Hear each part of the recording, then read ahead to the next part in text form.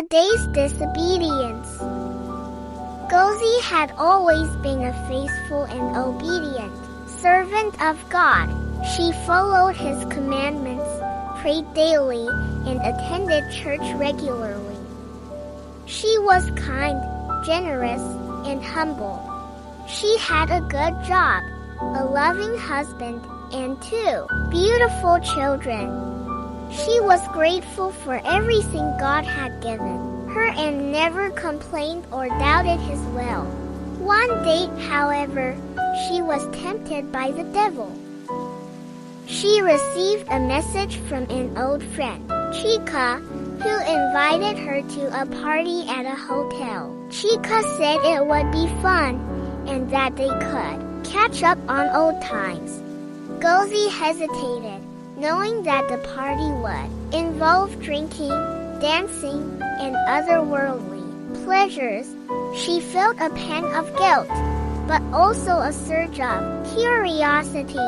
She had never been to such a party before, and she wondered what it would be like. She thought that maybe she could go just for one night, and then repent the next day.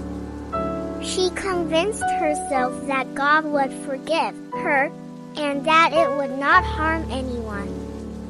She lied to her husband, saying that she had to work late, and drove to the hotel.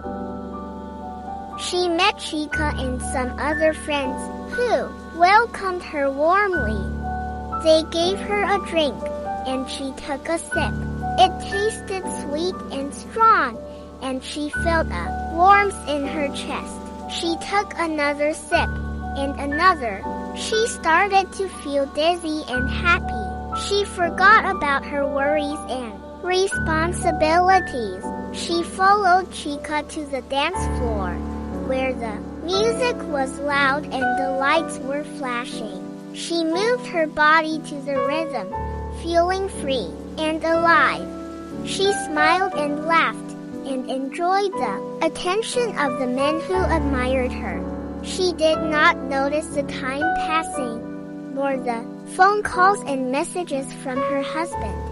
She did not hear the voice of God in her conscience, telling her to stop and go home. She did not see the danger that lurked in the shadows, waiting for the right moment to strike.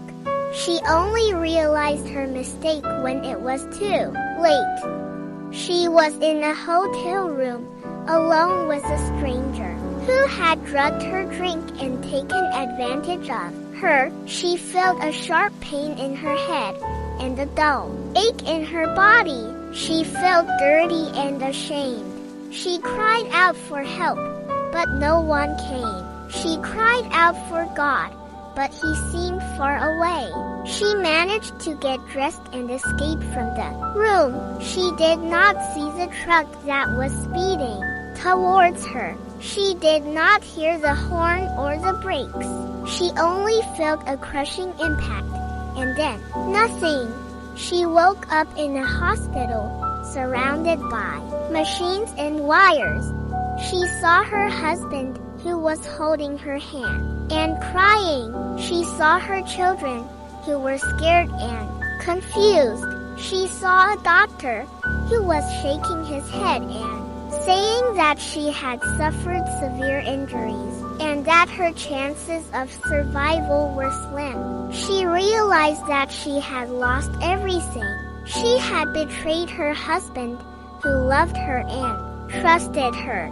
She had hurt her children, who looked up to her and depended on her. She had disobeyed God, who created her and blessed her. She had wasted her life for a moment of foolishness and sin. She felt a deep sorrow and regret. She wished she could go back and undo what she had done. She wished she could ask for forgiveness and mercy. She wished she could live again and serve God with all her heart. She closed her eyes and prayed. She did not know if God would hear her, or if he would answer her. She did not know if she deserved a second chance. or if it was too late. She only knew that she was sorry and that she needed him. She waited for his response, hoping for a miracle.